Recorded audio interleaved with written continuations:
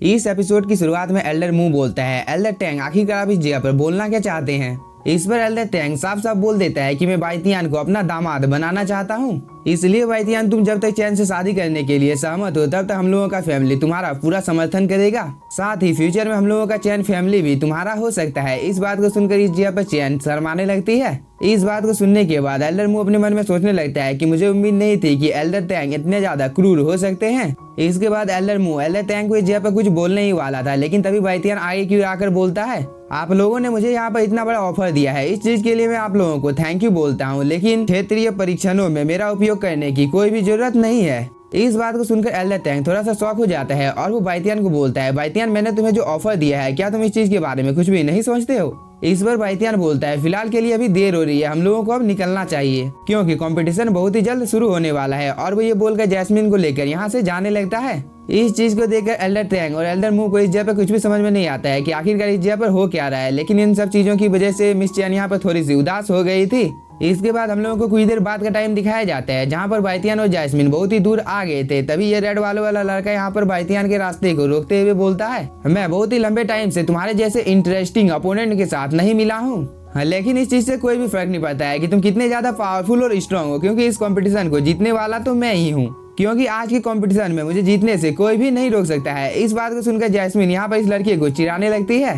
तभी बाइतियान नाम में अपने सिर को हिला देता है और वो बोलता है, इतनी छोटी सी चीज के लिए तुम यहाँ पर मुझे चुनौती देने की हिम्मत कर रहे हो, क्योंकि ये सब तो मेरे लिए एक नॉर्मल सी बात है। इस बात को सुनकर इस जगह पर जितने भी कल्टीवेटर थे वो सभी कल्टीवेटर बहुत ही ज्यादा शौक हो जाते हैं। और ये रेड वाला लड़का बोलता है, आखिरकार तुम कौन हो। इस बार बाइतियान बोलता है, मुझे लगता है कि तुम लोगों को कुछ ज्यादा ही मैंने महत्व दे दिया है, जिसकी वजह से तुम लोगों ने इस एल्केमी कंपटीशन में पार्टिसिपेट किया है। लेकिन मैं तुम लोगों की जानकारी के लिए बता देता हूँ कि तुम में से कोई भी इस कंपटीशन को जीत नहीं सकता है, भले ही तुम इस जगह पर एक डिमोनिक कल्टीवेटर हो। इस बात को सुनकर सभी लोग बहुत ही ज्यादा शौक हो जाते हैं। लेकिन तभी ये ओल्ड लेडी इस जगह पर आ जाती है और वो बोलती है, आखिरकार तुम लोग यहाँ पर किस टॉपिक के ऊपर बहस कर रहे हो। इस पर ये लड़की ओल्ड लेडी को बताने लगती है कि बाइतियान ने यहाँ पर बोला है कि यह लड़का एक डिमोनिक कल्टीवेटर है। इस बात को सुनकर ये लेडी भी एक पल के लिए थोड़ी सी शौक हो जाती है।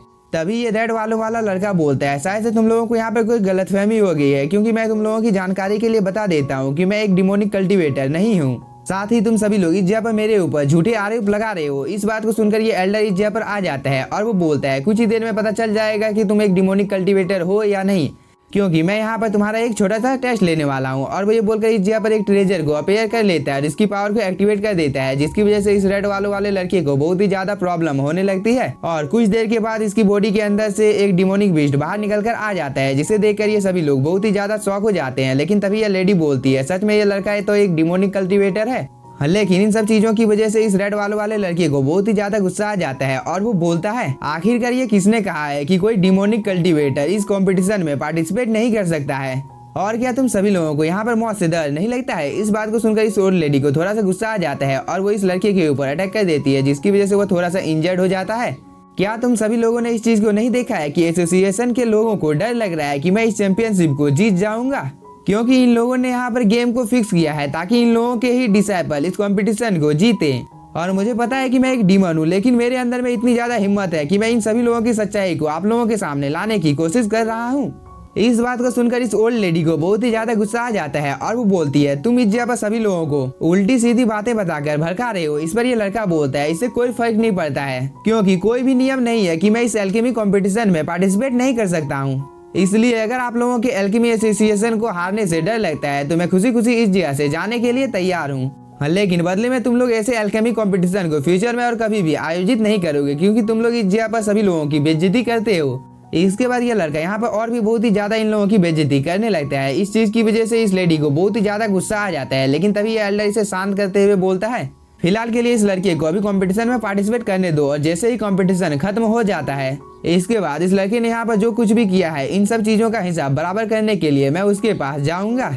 इसलिए तब तक आपको अपने गुस्से के ऊपर कंट्रोल करके रखना है।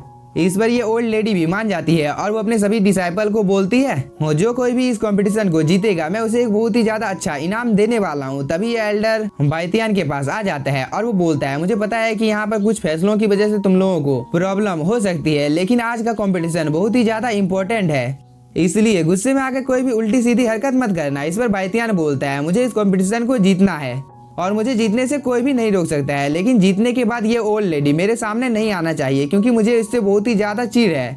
इस बात को सुनकर इस ओल्ड लेडी को बहुत ही ज्यादा गुस्सा आ जाता है। लेकिन तभी ये एल्डर उसके पास आकर उसे समझाने लगता है क्योंकि अब कुछ ही देर में कंपटीशन शुरू होने वाला है। इसके बाद सभी कल्टीवेटर अपनी अपनी जगह पर चले जाते हैं और कुछ कल्टीवेटर आपस में बात करने लगते हैं कि यह कंपटीशन अब आसान होने वाला नहीं है क्योंकि अब हम लोगों के बीच में एक डिमोनिक कल्टीवेटर है जो कि बहुत ही ज्यादा पावरफुल है। इसलिए हम लोगों को किसी भी हालत में उसे हराना होगा क्योंकि ये डिमोनिक कल्टीवेटर किसी भी समय कोई भी चाल को चल सकता है। तभी हम इस रेड वाले लड़के को देखते हैं जो कि बाइतियान की ओर देखकर बोलता है अब तुम्हें इस कंपटीशन को हारने से कोई भी नहीं बचा सकता है। लेकिन तभी ये एल्डर सभी लोगों को यहाँ पर शांत रहने के लिए बोलता है क्योंकि इन सभी का फाइनल कंपटीशन यहाँ पर 2 घंटे का होने वाला है और इस बीच ये लोग किसी भी प्रकार के पील को रिफाइन कर सकते हैं जो कि किसी भी ग्रेड का हो सकता है और यहाँ के अल्केमिस्ट खुद से इस चीज को करेंगे। साथ ही मैं तुम सभी की जानकारी के लिए बता देता हूँ कि पील का स्कोर इस जगह पर उसकी गुणवत्ता और स्कोर के हिसाब से तय किया जाएगा।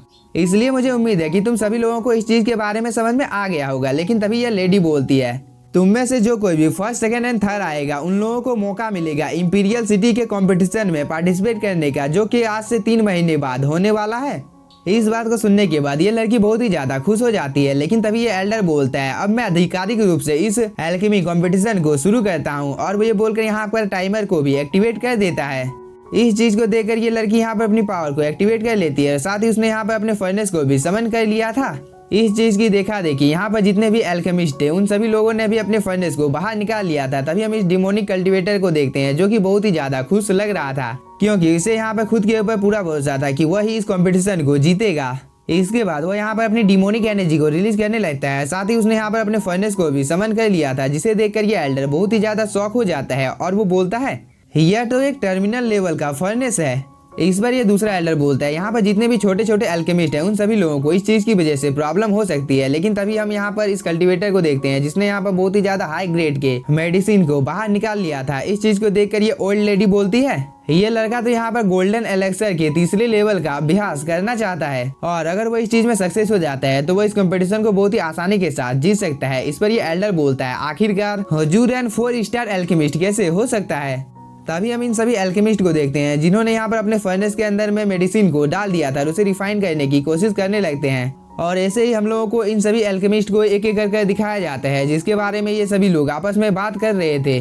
लेकिन तभी हम इस एल्डर को देखते हैं जो कि इस जगह पर थोड़ा सा चिंतित लग रहा था और वो बाइतियान की ओर देखने लगता है जिसने यहाँ पर अभी तक कुछ भी करना शुरू नहीं किया था। इस चीज को देखकर ये एल्डर बोलता है हम लोगों की उम्मीद बस अब बाइतियान के ऊपर ही टिकी हुई है क्योंकि वह ही एकलौता यहाँ पर ऐसा एल्केमिस्ट है जो कि इन सभी लोगों को हरा सकता है।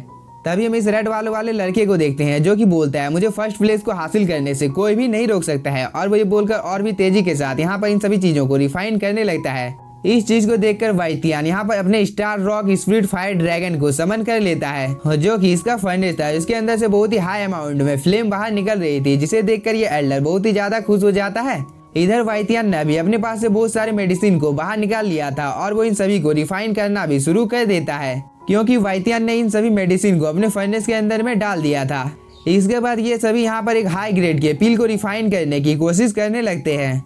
लेकिन यहाँ पर जितने भी एल्केमिस्ट हैं उन लोगों के पास अब ज्यादा टाइम बचा हुआ नहीं था। अब कुछ ही देर के अंदर इन लोगों को यहाँ पर एक हाई ग्रेड के पील को रिफाइन करना होगा, नहीं तो ये सभी लोग इस टेस्ट में फेल हो जाएंगे। इसलिए बाइतियान यहाँ पर बिना कोई टाइम जाए कि अपने किसी सीक्रेट मेथड को परफॉर्म करने लगता है जिसकी वजह से इस फर्नेस के अंदर में जो पील थे वो आपस में मर्ज हो जाते हैं। इस चीज को देखकर ये एल्डर बोलता है शायद से अब स्थिति इस जगह पर बदल सकती है क्योंकि बाइतियान ने पील को रिफाइन करना शुरू कर दिया है क्योंकि बाइतियान ही अब यहाँ पर हम लोगों की इज्जत को बचा सकता है। लेकिन तभी हम एक एल्केमिस्ट को देखते हैं जिसके फर्नेस में यहाँ पर ब्लास्ट हो जाता है जिसकी वजह से ये लड़का थोड़ा सा इंजर्ड हो जाता है। इस चीज को देखकर यहाँ पर जितने भी एल्केमिस्ट है उन सभी लोगों को भी अब यहाँ पर डर लगने लगता है क्योंकि इन लोगों के पास अब बहुत ही ज्यादा कम टाइम बचा हुआ था।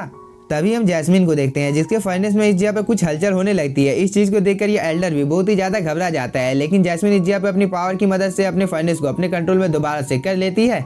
इसके बाद हम लोगों को इस लड़के को दिखाया जाता है जिसने यहाँ पर सक्सेसफुली एक पील को रिफाइन कर लिया था जिसकी वजह से उसकी मास्टर बहुत ही ज्यादा खुश हो जाती है क्योंकि इस लड़के ने यहाँ पर एक फर्म जुआनदान फील को रिफाइन किया था। लेकिन इसी के साथ हम लोगों का ये एपिसोड हो जाता है खत्म। तो अगर आप लोगों को एपिसोड पसंद आया होगा तो चैनल को सब्सक्राइब कीजिए और वीडियो को like. Thank you for watching.